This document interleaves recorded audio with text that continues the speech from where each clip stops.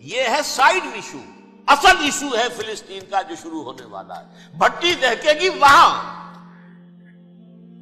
ظاہر بات ہے کہ اگر کوئی بہت بڑا اقدام ہو جاتا ہے فلسطینیوں کے خلاف اور اگر واقعتاً مسجد اقصیٰ اور حکومت الصحرا گرا دیے جاتے ہیں جو طوفان اٹھے گا عالم عرب میں. یہ حسنی مبارک ہو یا شاہ خالد ہو یا کوئی اور ہو، یہ نہیں روک سکتے اس طوفان کو. نوجوان خون اٹھے گا، غیرت اور جو بھی حمیت ہے. مسلمان ان پڑھ سے ان پڑھ اور بالکل بے دین وہ بھی مسجد کی حرمت پر کٹ مرنے کو تیار ہو جاتا ہے. مسجد تو بنا دی شب بھر میں ایمان کی حرارت والوں نے، من اپنا پرانا پاپی ہے، برسوں میں نماز ہی بن نہ سکا. وہ چاہے کانپور کی مسجد سے مسلمانوں نے جانے دی ہے، چاہے وہ شہید گنج کی مسجد تھی مسلمانوں نے جانے دی ہے، چاہے نماز نہ پڑھتے ہو. لیکن یہ جو حرمت اور یہ جو حمیت اور یہ غیرت ہے، اس سے جو طوفان اٹھے گا یہ ہوگا اس ملحمۃ العظما، اس کی طرف پیش رفت ہو رہی. کتاب الملاحم سے احادیث کے حوالے سے کہ جن جنگوں کا حوالہ دیا حضور نے، پیشن گوئی کی ہے، اس کا نقطہ آغاز تھا خلیج کی جنگ.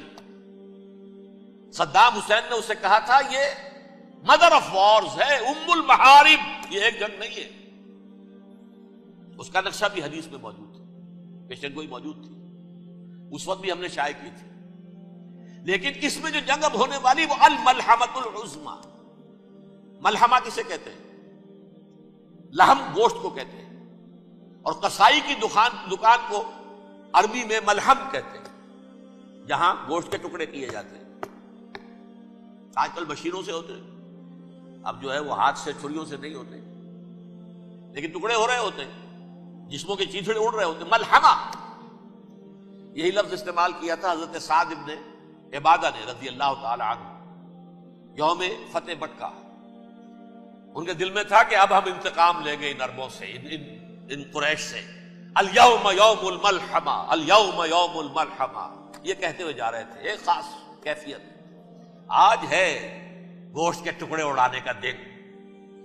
حضور سے کہا کہ چلیے جا کر کے ساتھ تو یہ کہہ رہے ہیں الیوم یوم الملحمہ، الیوم یوم الملحمہ. حضور نے فرمایا نہیں، ان سے کہو جا کر الیوم یوم المرحمہ، الیوم یوم المرحمہ، آج رحمت کا دن ہے، آج تو میں ان سب کو معاف کروں گا. لا تثریب علیکم اليوم، میں تم سے وہی بات کہہ رہا ہوں جو میرے بھائی یوسف نے کہی تھی اپنے بھائیوں سے. اذهبوا فانتم الطلقاء، جاؤ تم سب کے سب آزاد. وہ ملحمہ ہے جس کو کہ حضور نے حضرت معاذ بن جبل رضی اللہ تعالیٰ عنہ سے روایت ہے، اس میں سے جو ابو داؤد میں روایت آئی ہے اس میں الملحمۃ العظما، عظما مؤنث ہے اعظم کا. آپ کہتے ہیں جنگ عظیم اول، جنگ عظیم دوم. عظیم کا باپ ہو گیا اعظم، سب سے بڑا، اور اس کا مؤنث ہے سب سے بڑی، عظما. الملحمۃ العظما، سب سے بڑی لڑائی. میرے نزدیک یہ وار کے معنی میں نہیں ہے، بیٹل کے معنی میں. انگریزی میں یہ دو لفظ علیحدہ ہے، وار، بیٹل. وار سالوں کو محیط ہوتی ہے، بیٹل کسی ایک خاص جگہ پر جو لڑائی ہوتی ہے اس کو کہتے ہیں. حضور کے اور قریش کے درمیان 6 سالہ وار تھی، جنگ تھی.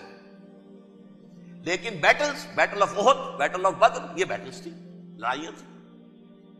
تو عظیم ترین جنگ شاید اس اعتبار سے نہ ہو جیسے کہ ورلڈ وار 1 اور ورلڈ وار 2، یعنی اس کی وسعت کا اتنا معاملہ نہیں اور طوالت کا نہیں. لیکن جو لڑائی جو ہے بیٹل ہونی ہے، جس کو کہ یہ لوگ، یا چونکہ میں نے کہا تھا شروع میں کہ سرما ہے میری آنکھ کا خاک حجاز و ہول قدس.